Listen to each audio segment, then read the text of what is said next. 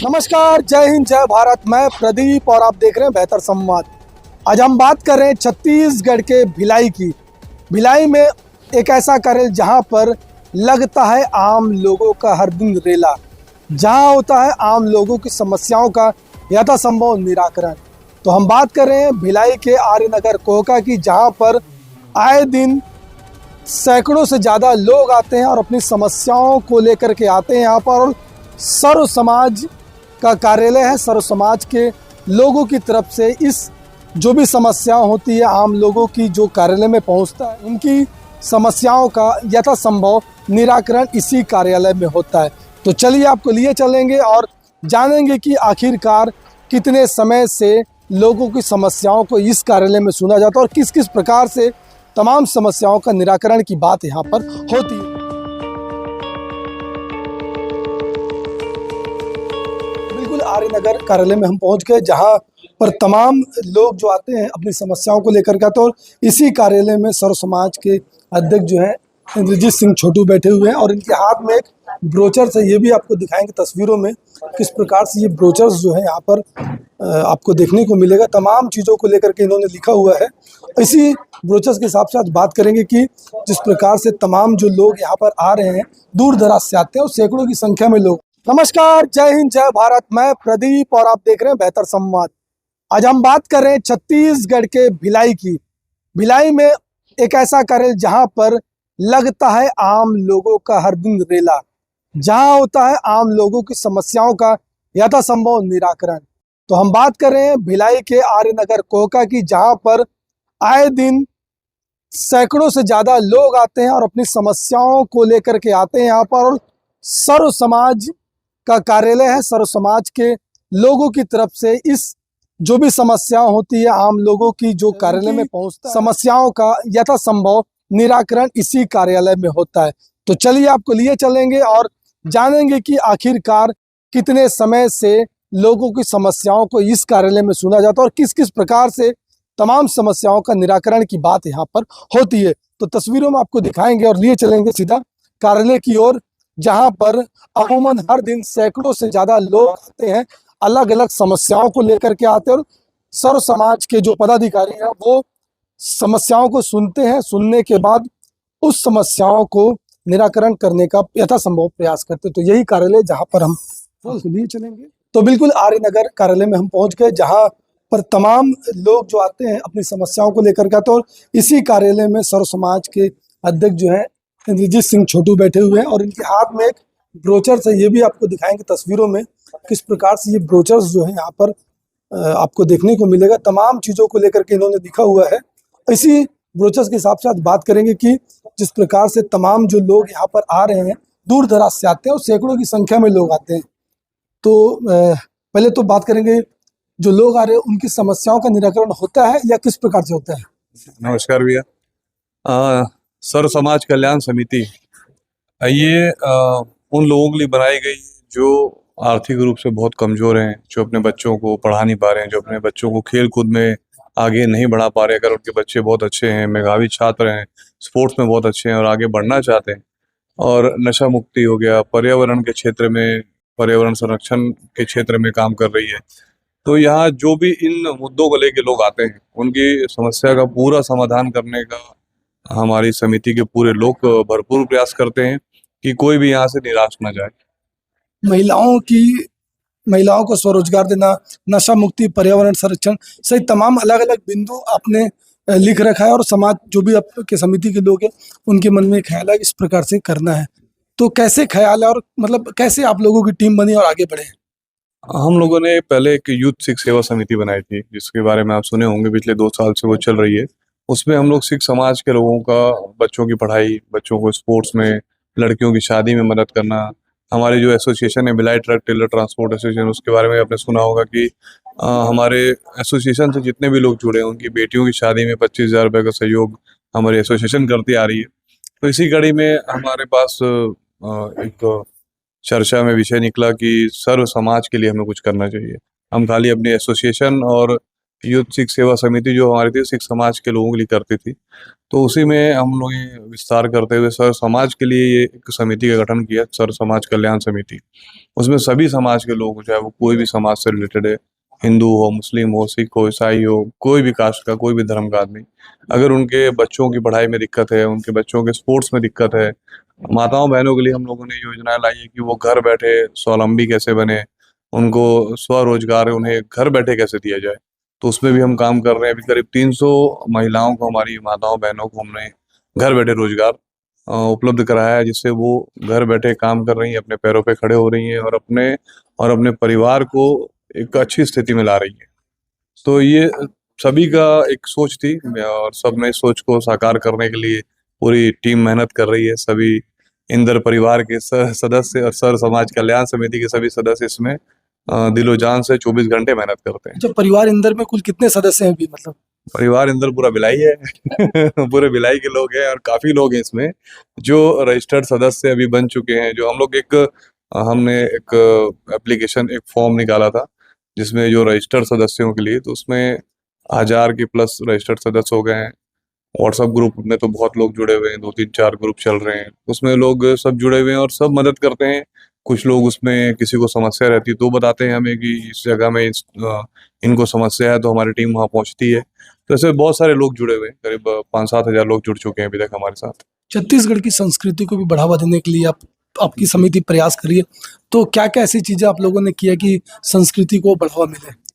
छत्तीसगढ़ की संस्कृति और हमारे जो भी धार्मिक आयोजन है उसके लिए हम लोगों ने ये डोम शेड यहाँ पर बीरा जी की अंगना के नाम से बनाया है, मेरे पापा जी के नाम से। इसे सर समाज को ही समर्पित किया गया है।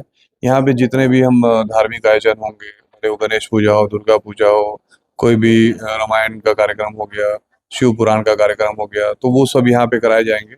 और ये डोम शेड सबके लिए निःशुल्क है। किसी को आज यहाँ पर एक शादी भी, किसी भी समाज के लिए? हाँ, हर समाज के लिए, हर समाज के लिए और हर कार्यक्रम के लिए निःशुल्क है।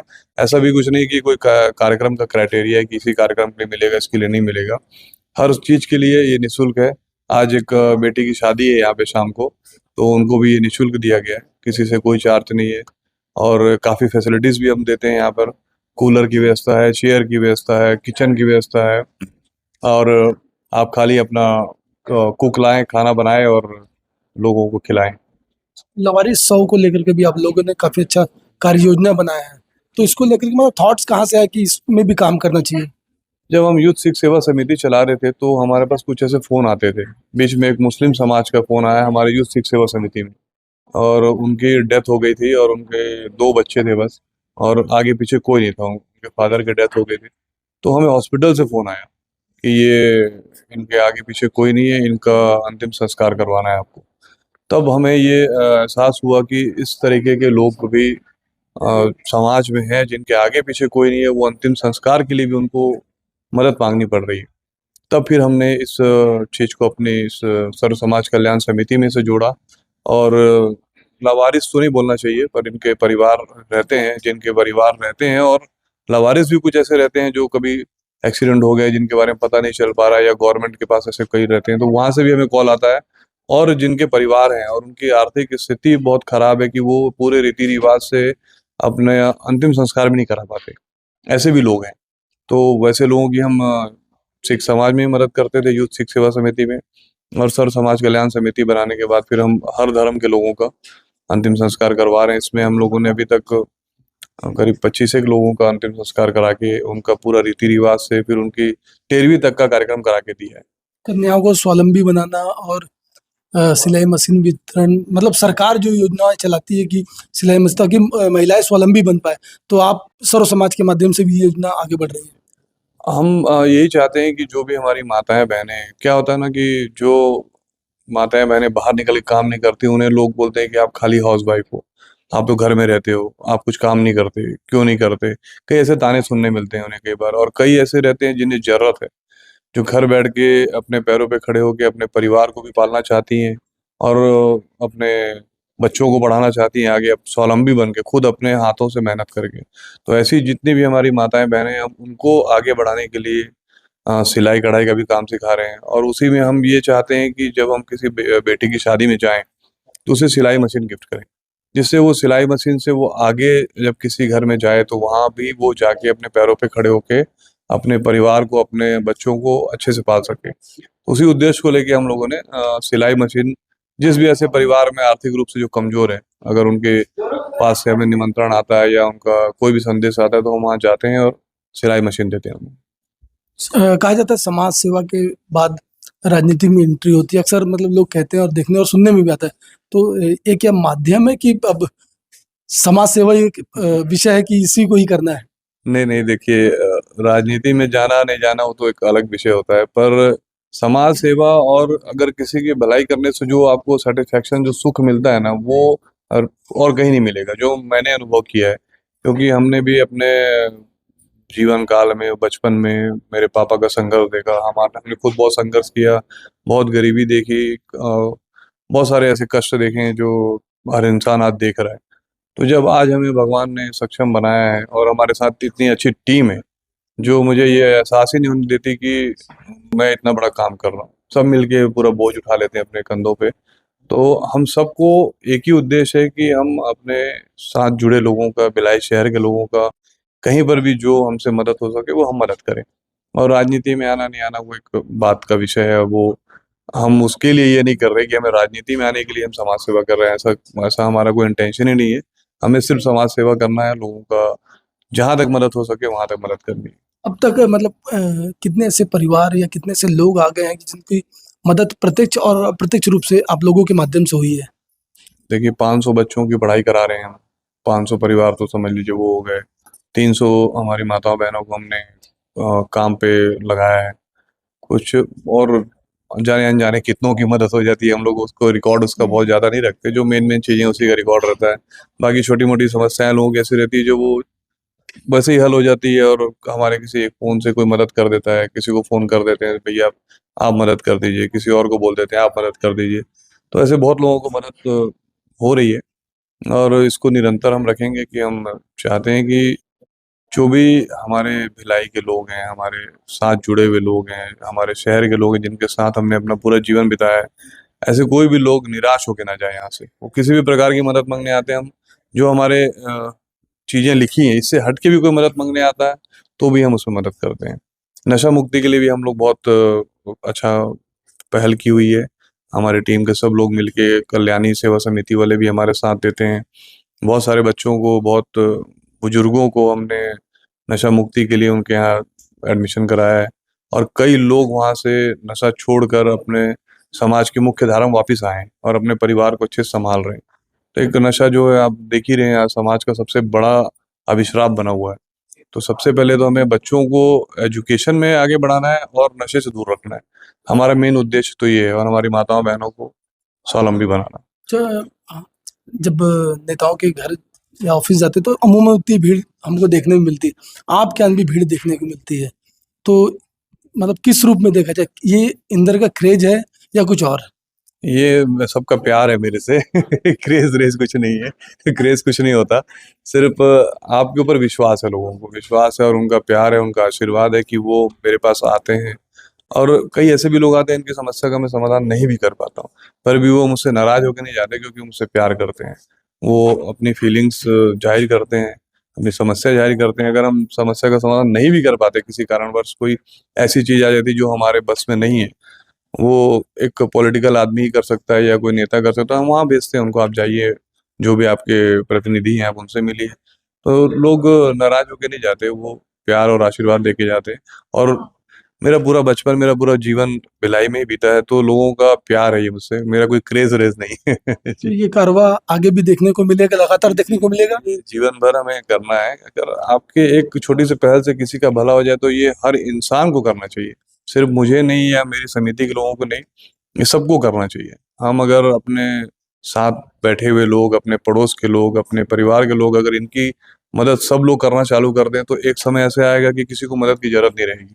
सब अपने आप में सक्षम हो जाएँगे, और एक-दूसरे की मदद करके सब, हमारे जैसे लोगों को ऐसे बैठना नहीं पड़ेगा समाज सेवा करने के लिए। लोग एक-दूसरे की मदद करें, तो वैसे ही समाज सुधर जाएगा। और मैं, हमारा ये मैसेज देने का ये भी एक बहुत बड़ा रीज़न है कि लोग एक-दूसरे की मदद करें।